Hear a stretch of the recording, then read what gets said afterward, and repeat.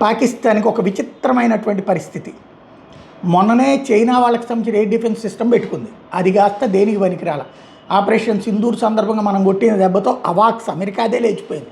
China వాళ్ళకి సంబంధించిన air defence system దేనికి పనికిరాల. మన వాళ్ళు అత్తారింటికి వెళ్ళొచ్చినట్టు మన యుద్ధ విమానాలు వెళ్ళొచ్చి వాళ్ళకి సంబంధించినట్టు ఉగ్రవాద శిబిరాలని మిస్సైళ్లతో పేల్చేసినాయి. ఆ తర్వాత వాళ్ళకి సంబంధించినట్టు ఎయిర్ బేసుల్ని మిస్సైళ్లతో పేల్చేసినాయి. ఏమీ పీకలేకపోయినటువంటి పరిస్థితులలో డ్రోన్లు మిస్సైళ్ళను మన దగ్గరికి పంపిస్తే ఒక్కటి కూడా భారతదేశంలోకి అడుగు పెట్టకుండా చూసుకోగలిగాం. ఆ తర్వాత మళ్ళీ చైనా దగ్గర నుంచి ఎయిర్ డిఫెన్స్ సిస్టమ్ కొనుక్కుంది.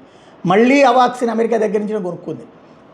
అది ఒక ఎత్తు అయితే, తాజాగా Chinese made Pakistan Air Force aircraft గత 24 గంటల్లో రెండోది కూలిపోయింది. చైనీస్ FT-7PG ట్రైనర్ మన మెయిన్ మియాన్ వాలీ ప్రాంతంలో కూలితే ఇప్పుడు JF-17 thunder fighter jet Kamra air బేస్లో ఇవాళ తెల్లవారుజామున కూలిపోవడం అన్నటువంటిది సంచలనం సృష్టిస్తుంది. ఇదిగో ఈ మోడలే అనమాట. అవి ఎందుకు పేలుతున్నాయో ఎందుకు నాశనం అవుతున్నాయో అర్థం కావట్లేదు. పాయింట్ని మళ్ళీ తీసుకొచ్చారు జగన్మోహన్ రెడ్డి.